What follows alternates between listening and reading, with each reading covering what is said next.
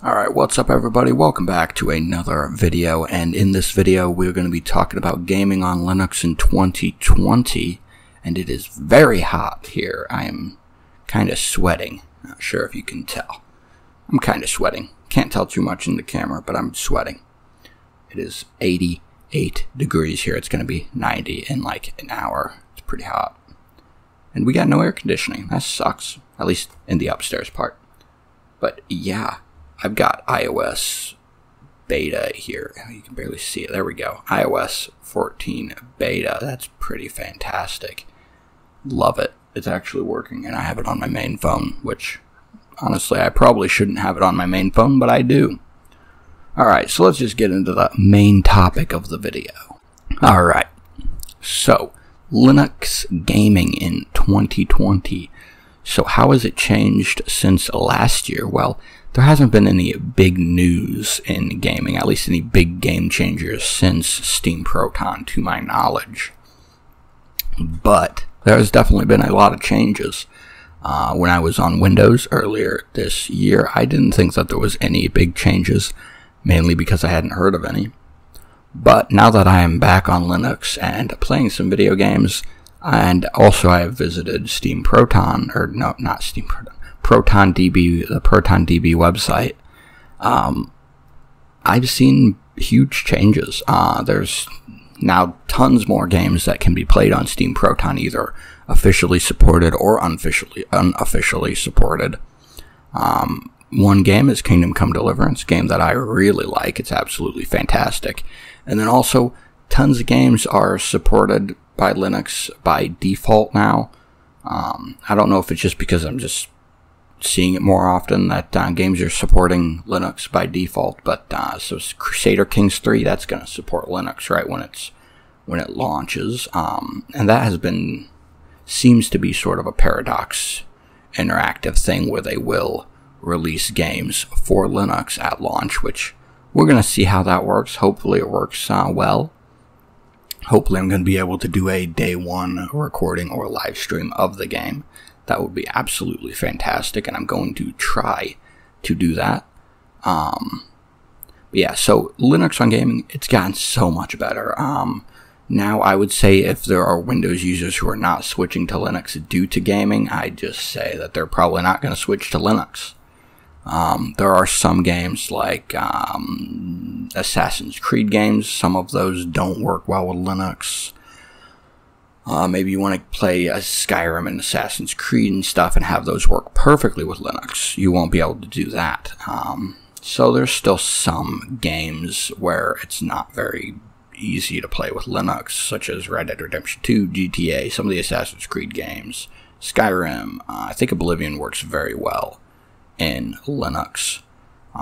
Elder Scrolls Online, not sure about that. It is online. I think that the ProtonDB rating was actually pretty good, which is interesting for an online game, considering anti-cheat software does not play well with Linux.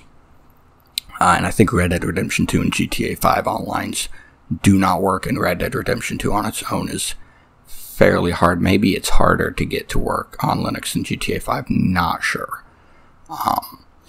But I think that's actually kind of weird how hard it is to get to work on Linux, considering most games it's just a DirectX to Vulkan layer that you need. But Red Dead Redemption 2 has Vulkan support by default. You can switch to Vulkan. Funny story with that, my AMD card actually didn't work with Vulkan when I first got it. Just I don't know, was it a month ago? I think it might have been a month and a half ago, maybe, month or two. When I got it, it was AMD Radeon 570.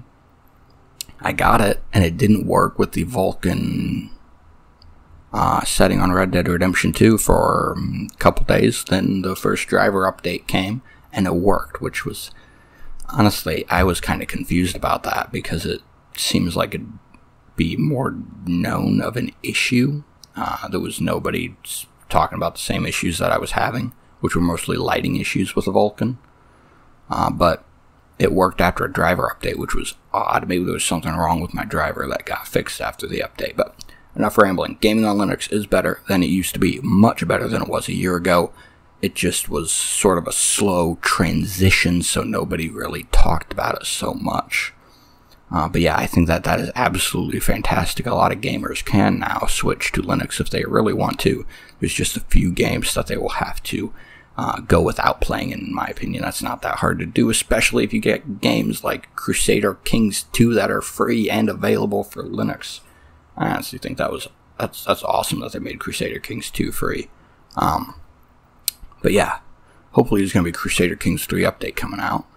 And if you have not watched my last video, which maybe you didn't, I did an update in that where I said I will be playing Crusader Kings 2 every day the next month until Crusader Kings 3 comes out. It'll either be pre-recorded or live streamed. Still not sure about that. I'll have to see how well my computer runs with live streaming and how well I can actually go about live streaming and previewing my live stream on my laptop, which I will have separate beside my computer. Not sure how well that'll work. Hopefully it works pretty good. Not sure. Might just end up being like 30-minute recordings every day.